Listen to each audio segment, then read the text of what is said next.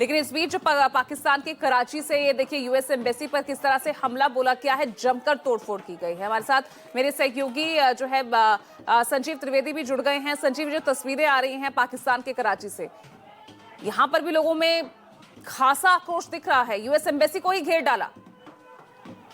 देखिए, जो शिया समर्थक हैं उनके साथ बहुत बुरा हो गया। कुछ इस तरह की एक भावना तमाम दुनिया भर के जो शिया मुस्लिम्स हैं उनके अंदर आ गई है। और ये केवल मसला कराची का नहीं है, बल्कि और भी जगह है जहाँ पर प्रोटेस्ट देखा जा रहा है।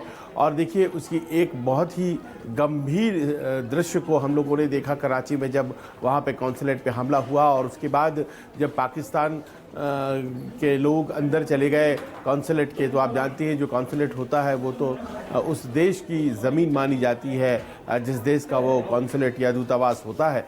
तो ऐसे में फिर गोलियां चली और लोग मारे गए।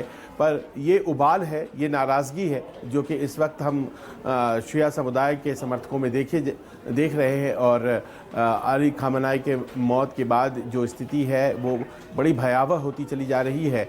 लेकिन ये अपने आप में आपको देखना पड़ेगा कि विरोध के स्वर जो है वो कितने लोगों के द्वारा उठाए जा रहे हैं।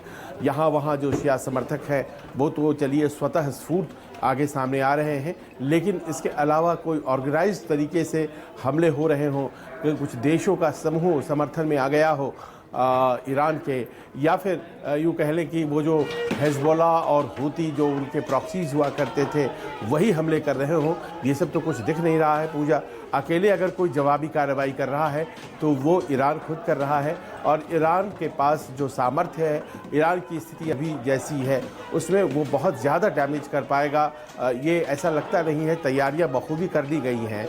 ऐसा लग रहा है कि अमेरिका और इजराइल की तरफ से युद्ध को फ़िलहाल थोड़ा स्लो कर दिया गया है। और ईरान की जो नाराज़गी है वो इस वक्त दिखाई पड़ रही है, क्योंकि जो पहले वेव हुए थे हमले के, कल जो इजराइल और अमेरिका की तरफ से हुआ था, उसके बाद कोई ज़बरदस्त वेव हमलों का नहीं देखा जा रहा है।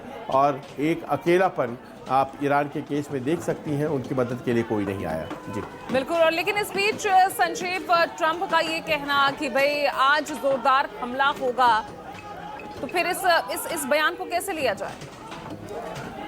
देखिए, अभी ईरान में जो घटनाक्रम है उसमें इजराइल और अमेरिका का जो टास्क है, एजेंडा जो है वो अभी अनफिनिश्ड है, अभी पूरा नहीं हुआ है।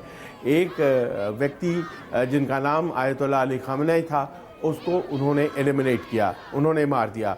लेकिन उसके बाद क्या, ये आकलन CIA के पास था कि हम अगर इन्हें मारेंगे और वैसे ही छोड़ देंगे तो इनसे भी ज़्यादा कट्टर, इनसे भी ज़्यादा अमेरिका और इजराइल विरोधी व्यक्ति वहाँ पर सत्ता में आ जाएगा और फिर मुश्किलें और बढ़ सकती हैं। लिहाजा उनका जो प्लान है वो इस तरह का है कि पहले तो आयतुल्लाह अली ख़ुमैनी को आपको रास्ते से हटाना है और उसके बाद कोई ऐसा वहाँ पर व्यक्ति सत्ता में लाना है जो कि अमेरिका और इजराइल के ख़िलाफ़ नहीं हो। और उसी क्रम में ऐसा लग रहा है कि ये पूरी प्रक्रिया चल रही है। अभी भी इंतज़ार है कि आने वाले समय में और क्या होता है, क्योंकि ये जो लड़ाई है ये 1-2 दिन में ख़त्म नहीं हो जाएगी जब तक कि वहाँ पर ये अपने लोगों को बिठा नहीं लेते हैं। वैसे तो कहा जा रहा है कि ईरान में एक काउंसिल होती है जो चुनती है कि अगला आयतुल्लाह खान होगा, लेकिन ऐसे में जबकि तमाम बड़े लीडर्स जो हैं वो मर चुके हैं और जो अग्रणी पंक्ति के लोग हैं वो है नहीं, किस व्यक्ति को वहाँ बनाया जाता है ये देखने वाली बात होगी। और सबसे बड़ी बात ये होगी कि उसके बनने में क्या सहमति अब अमेरिकन और इजरायलीज़ की भी होगी।